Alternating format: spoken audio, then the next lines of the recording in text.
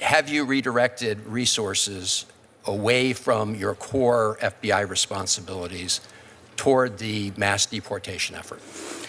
No one at the FBI has been permanently reassigned on the immigration front, and when we pull the numbers, the FBI's overall operational field expenditures surged periodically for immigration enforcement activities, including the arrest of 2,000 people with direct ties to foreign terrorist organizations, was 2.4%.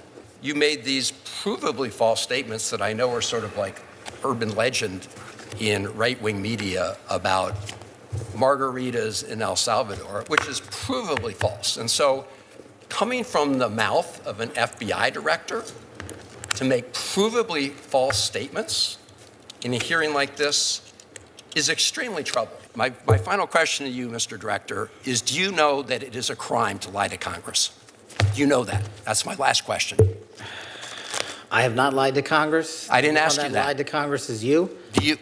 I'm not testifying here, sir, and I don't lie. Maybe the next time you run up a $7,000 bar tab, we can talk about it. Well, see, there you go, lying again. You suggested in the FEC report. I'll post it right now. You suggested it was public. It wasn't public money, as you know. That was for a 50-member staff party. So it was a $7,000 bar tab. I do not lie to Congress. I didn't ask you that. And you're insinuating that I am because I asked you whether you know. You want to correct your time in this session where you got steamrolled by the facts so you can have a Twitter narrative so you can go raise more money and spend more money on $7,000 bar tabs. Just let the record I'm not show, going to give Mr. it Chairman. to you. The director of the FBI apparently does not want to answer the question. This is the final Patel hearing clip in this series, and it brings the entire arc of his testimony to its sharpest point, not with new allegations, with a documented pattern.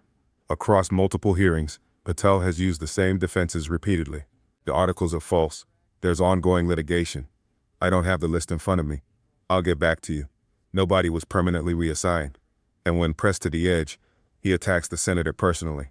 In this hearing, a senator identifies something specific that breaks through all of those defenses. Patel made provably false statements in his earlier response. Not disputed, not complicated, provably false, verifiable, from the mouth of the director of the FBI in a formal congressional oversight hearing.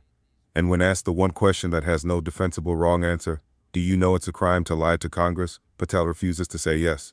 As a journalist covering federal institutions for 7 years, a law enforcement official who won't confirm that lying to Congress is illegal is either making a strategic legal decision or revealing something about how he views his own testimony. Either way, it's now on the record. Let's go through it. I want to start with the question that Senator Coons asked you that relates to this article where the headline is Kash Patel's latest firings ousted agents with expertise in Iran. The article says that these individuals were fired for their role in the classified documents investigations of Donald Trump. First of all, is that true? The article, just like all the other articles you cited, is false, and there's ongoing litigation, so I can't address it. Okay. You did answer Senator Coons, and I understood your answer to be that the people that were fired, that none of them were part of the group that had Iran expertise. Is that your answer? No, he asked if they were Iran experts. I said they were not. Were the group fired? Did it include people who were Iran experts? No. Did it include people who were involved in counter-espionage activities with respect to Iran? I don't have the list in front of me. So you don't know whether or not you fired people with counter-espionage experience with respect to Iran. You don't know the answer to that question. I terminated anyone and everyone that weaponized law enforcement. I see. So it was related, obviously, to the classified documents case. So that's not what I said. Well, Director Patel, I understood you to say in response to Senator Murray that you've not redirected FBI resources toward the immigration enforcement effort. That's not what I said. Okay. Have you redirected resources away from your core FBI responsibilities toward the mass deportation effort? No one at the FBI has been permanently reassigned on the immigration front, and when we pull the numbers, the FBI's overall operational field expenditures surged periodically for immigration enforcement activities, including the arrest of 2,000 people with direct ties to foreign terrorist organizations, was 2.4%. So, okay. So the key word there, I guess, was permanently. You have not permanently reassigned. Is that what you reassigned temporarily? Surges, yes, sir. Okay. The senator opens with a specific news article. FBI agents with Iran expertise were fired, reportedly for their roles in the classified documents investigation of Trump. Patel's response is his standard double deflection. The article is false, and there's ongoing litigation. But the senator wasn't asking about the article's characterization. He was asking about a specific fact. Did the fired group include people with Iran counterespionage expertise? Patel said to Senator Coons they were not Iran experts. The senator asked the question differently. Did the group include people with counterespionage experience related to Iran? Patel's answer: I don't have the list in front of me. The FBI director does not know whether people he fired had counterespionage expertise related to Iran, America's most active state-level adversary, currently in a conflict that has cost American lives. That is not a detail. That is the operational consequence of politically motivated personnel decisions, made without regard for what institutional knowledge was leaving with the people being fired. Then the immigration question returns, and this exchange finally produces the admission that every previous hearing has danced around. Patel clarifies, no one at the FBI has been permanently reassigned to immigration. The key word is permanently. Surges, temporary reassignments have occurred. At peak, those surges represented 2.4% of FBI operational field expenditures. The senator names it immediately, so the answer is you have temporarily reassigned agents to immigration enforcement. Patel says, surges, yes. That admission, under oath, on the record, is what multiple hearings have been trying to establish. Have you had a chance to listen to or read about Brian Driscoll's statements about what you said to him and the reasons for his firing? No, I have not, sir. In your response to me earlier, where you had a little bit of a blow-up, you made a couple provably false statements. So did you. No, Mr. Director, I was reading about and asking you to respond to allegations that are made. In fact, I was giving you an opportunity to do that, and you took that opportunity. But in the process, you made these provably false statements that I know are sort of like urban legend in right-wing media about margaritas in El Salvador, which is provably false. And so coming from the mouth of an FBI director to make provably false statements in a hearing like this is extremely troubling. And it leads me to ask whether or not the other things you've been saying are false statements. And so because that's a provably false statement. You made a couple others that are provably false. And this is from the mouth of the FBI director. The only one that made false question, statements is you. The senator then does something unusual. He circles back to Patel's earlier response in the same hearing, where Patel had a, in the senator's words, bit of a blow-up. During that exchange, Patel made specific factual claims, including what the senator describes as an urban legend from right-wing media about margaritas in El Salvador, that are provably false. The senator is precise about what he means. Not disputed, not politically contested, provably false, verifiable with public records. And those false statements came from the director of the FBI in a formal congressional hearing, on the record. The institutional consequence he draws is the one that matters. If the director of the FBI makes provably false statements in one part of his testimony, every other part of his testimony is now subject to the same scrutiny. The credibility of the entire testimony, the denials about political retribution, the immigration surge numbers, the Epstein file claims, now sits next to documented false statements from the same session. Patel's response is to reference the bar tab, a reported instance of Patel running up a $7,000 expense at a public event. The senator clarifies it was for a 50-person party and not public money.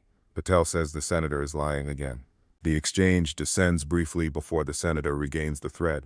My final question to you, Mr. Director, is do you know that it is a crime to lie to Congress? Do you know that? That's my last question. I have not lied to Congress. I didn't ask you The one that. that lied to Congress is you. Do you? And I'm not testifying here, sir, and I don't lie. maybe the next time you run up a $7,000 bar tab, we can talk about it. Well, see, there you go, lying again. You suggested in the FEC report. I'll post it right now. You suggested it was Hang on. public. It wasn't public money, as you know. That was for a 50-member staff party. So it was a $7,000 bar tab. Mr. Patel, I'm glad. Let me just say in closing, Mr. Chairman, two things.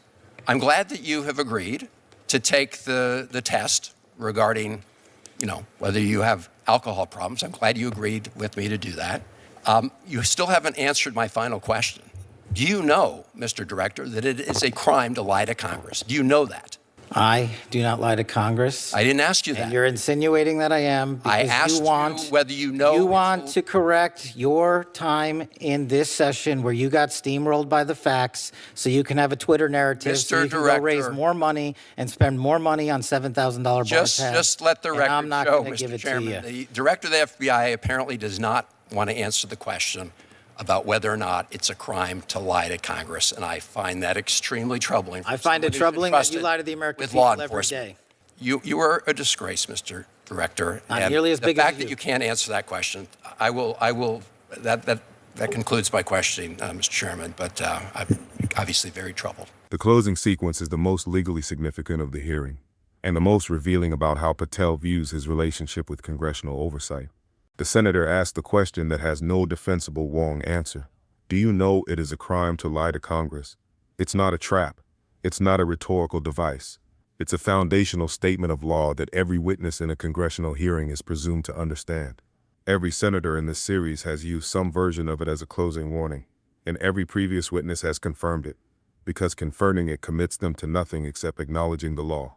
Patel's first response: I have not lied to Congress. Lied to Congress is you. That is not an answer to the question asked. Second attempt. The senator clarifies he's not testifying and asks again. Patel brings up the $7,000 bar tab. Third attempt. The senator asks again directly. Patel says the senator wants a Twitter narrative and is trying to recover from being steamrolled by facts. 3 attempts.